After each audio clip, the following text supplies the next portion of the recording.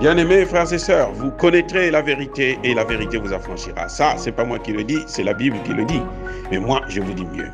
Vous connaîtrez la vérité historique, notamment celle de vos ancêtres kémites, et vous aurez une vision globale de ce que c'est que la vraie souveraineté politique. J'ajoute, vous reviendrez à la spiritualité africaine ancestrale et vous comprendrez les enjeux de l'indépendance économique.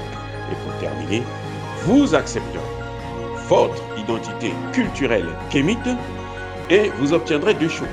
La première, c'est la paix. La seconde, c'est le développement, à une condition. L'unité de toute l'Afrique noire, l'unité de tous les Noirs du monde entier.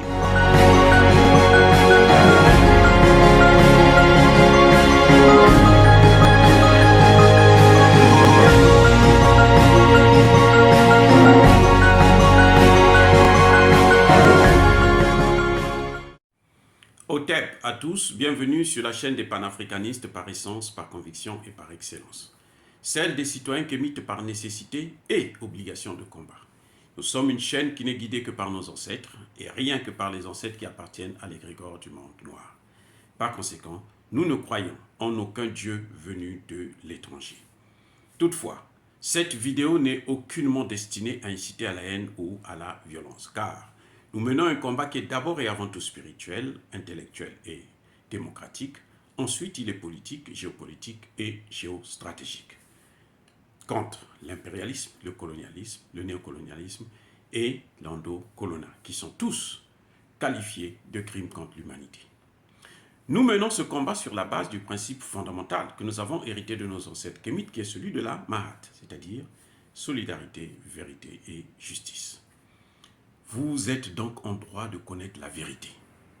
Et nous avons l'obligation de vous dire la vérité, rien que la vérité, afin que justice soit rendue au continent africain. Et ça, c'est notre modeste contribution dans cette noble lutte en faveur de la souveraineté, la dignité, la solidarité et l'unité africaine. Ça, c'est ce que nous appelons le panafricanisme. Bien-aimés frères et sœurs, nous allons revenir sur le dilemme tchadien. Que se passe-t-il exactement au Tchad? À qui profite le crime? Qui est derrière ces manipulations? Qui a autorisé le massacre et qui a manipulé et provoqué ces massacres? Ça, c'est la question que nous nous posons aujourd'hui. Et nous allons essayer de tenter de répondre. Eh bien, il faut d'abord connaître, je l'ai déjà dit à plusieurs reprises, parce qu'il y a des gens qui vont se dire que moi je soutiens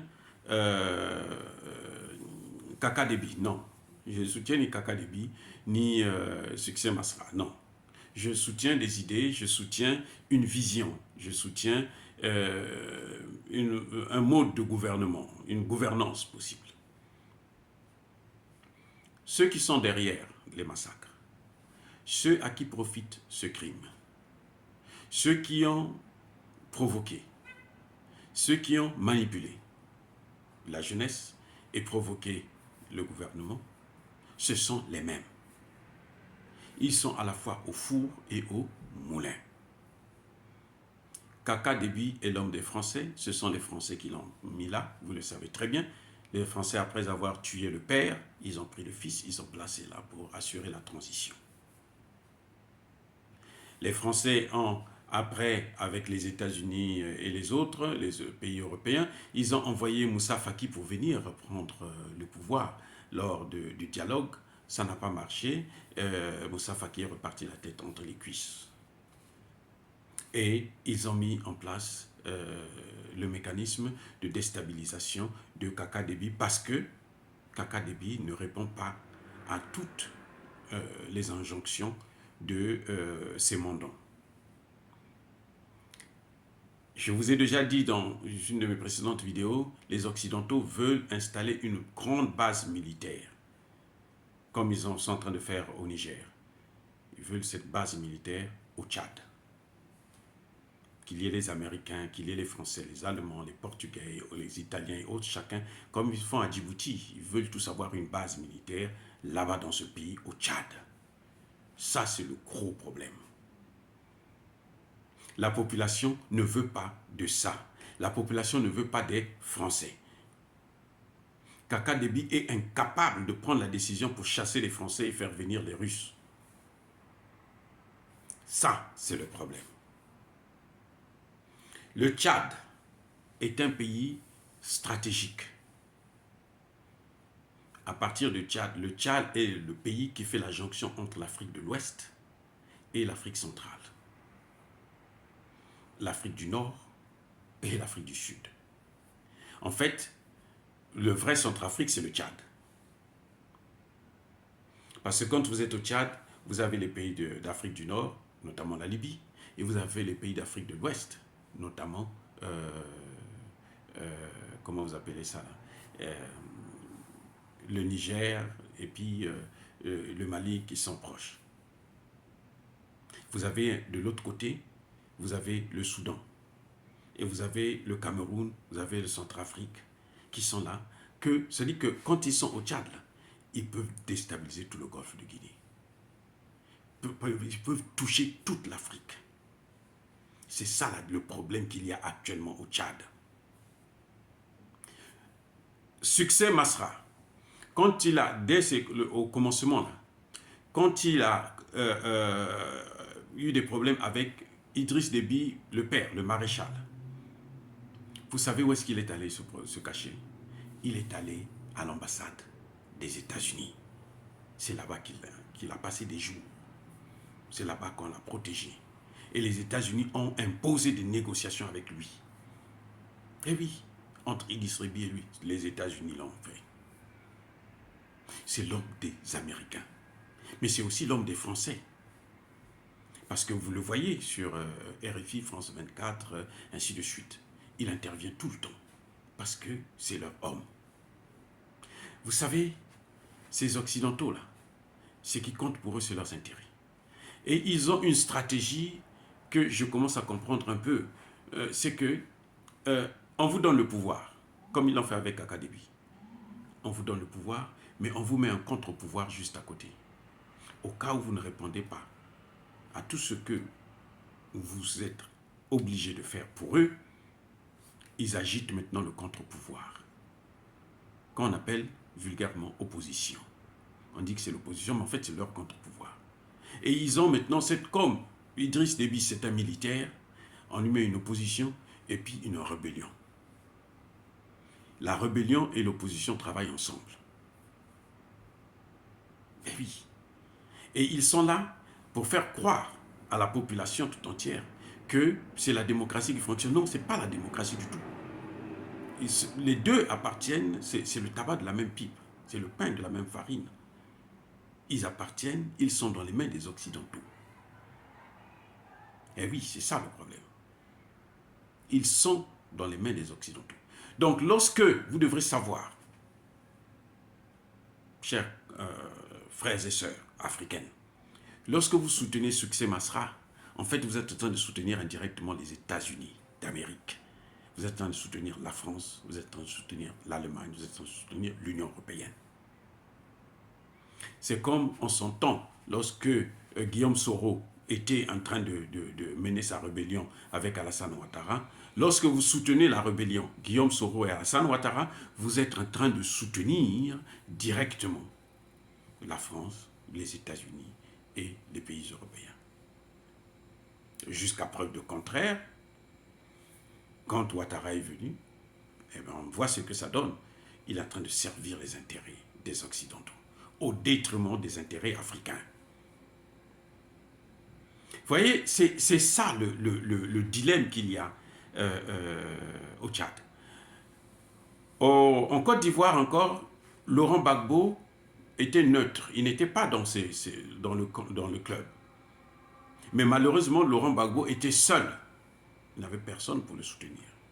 Il n'avait aucune puissance occidentale qui le soutenait. Aucune puissance même de l'Est qui le soutenait. La Russie n'était pas avec lui. Donc, il était abandonné à lui-même. Seul face à ces mastodontes, ces gangsters, ce n'était pas évident. Et on connaît le résultat. Au Tchad, nous avons un président qui est là, qui a été mis en place par les autres et qui hésite, qui est en train de hésiter entre céder et ou résister. C'est là le vrai problème de Kaka Déby. Il est en train de... soit il doit céder, soit il doit résister. Et là, la seule façon pour lui de s'en sortir, c'est de faire venir les Russes, parce que là, la population sera avec lui et il sera plus fort. Il sortira vainqueur. Mais tant qu'il va continuer à jouer comme ça à son cinéma, c'est clair que ça va être difficile pour lui. Et ils font exprès. Vous allez constater que lorsque il a été reconduit à la tête de la transition, jusqu'à ce qu'il prête serment, et jusqu'à ce qu'il nomme un Premier ministre, il y avait le calme. Le même Succès Masra était pressenti Premier ministre. Parce que là, on aurait le tandem, et puis ce serait plus facile s'il y a un qui essaie de faire quoi que ce soit, et bien l'autre va être un contre-pouvoir, et puis bon, agir tout de suite. Idriss Déby est passé outre. Et vous allez remarquer que c'est le jour quand Kaka Déby nomme maintenant un Premier ministre qui n'est pas Succès Masra, alors là, ça explose. Et c'est ça qu'ils ont toujours fait. Ils prennent même des gros intellectuels de nos pays. Des gros intellectuels qui parlent bien, qui connaissent bien l'histoire du pays. Quand ils vous parlent, vous avez l'impression que non, ben ça c'est un demi-dieu qui est en train de parler. Mais au fond, il leur appartient. Il est là pour leurs intérêts.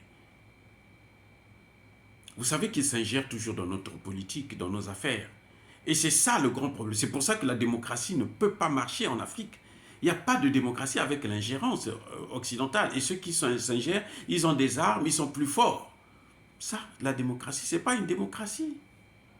Alassane Ouattara n'avait pas été élu, n'a jamais été élu. Eh oui, ce sont les Français et les Nations Unies qui l'ont amené au trône. Ils l'ont placé là, assieds-toi là, et puis fais ce que nous on te demande de faire. Et c'est ce qu'il est en train de faire, jusqu'à ce qu'il quittera. Même s'ils vont lui donner un mandat, 10 mandats, il ne fera pas grand-chose, ça va être la même chose que nous allons voir. Donc nous, aujourd'hui, dans le dilemme du Tchad, comment il faut faire pour s'en sortir? En tant que panafricaniste, moi, ce que je pense, je peux me tromper, c'est un débat que j'ouvre. Moi, en tant que panafricaniste, je pense que nous devrons faire pression sur Kaka Déby pour qu'il fasse venir les Russes pour contrebalancer les choses. Et pour qu'il ait la population avec lui. Mais tant qu'il va rester dans cette situation-là, ce sera l'instabilité totale. Eh oui, jusqu'aux élections. Et peut-être même les élections soit n'auront pas lieu à temps, ou bien elles seront bâclées. Si les Occidentaux sont plus forts, ils vont placer quelqu'un d'autre à sa place. Et la seule chose pour lui, pour qu'il s'en sorte, pour qu'il amène le calme, c'est de s'engager avec la Russie comme le peuple souverain le demande. Il signe des accords. Là, il va neutraliser Succès Masra, il va neutraliser la rébellion. Et il aura seulement en face de lui les Occidentaux.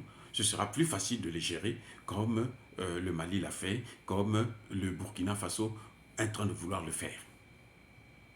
Sans ça, nous allons toujours mettre les mains sur la tête.